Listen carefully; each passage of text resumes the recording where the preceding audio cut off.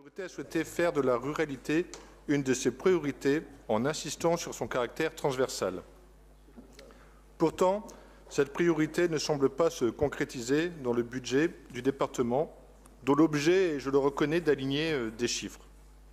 En effet, nous notons une inscription au budget primitif 2019 qui ne s'élève qu'à 3 millions d'euros, dont seulement 800 000 euros en investissement. Ce budget est même en baisse par rapport à 2018, puisque l'année dernière, il prévoyait 3,9 millions d'euros, dont 1,7 million d'euros d'investissement. C'est donc une baisse de presque un quart de son volume et la moitié de l'investissement en une seule année.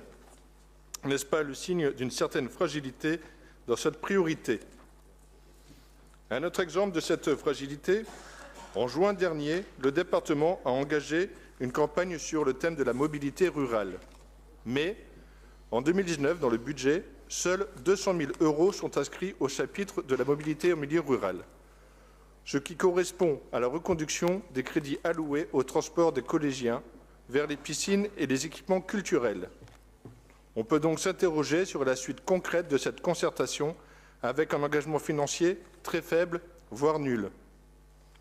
Si, comme je l'ai indiqué au début de mon propos, la question de la ruralité est une question transversale, il n'est pas possible de le constater dans les éléments contenus dans ce rapport.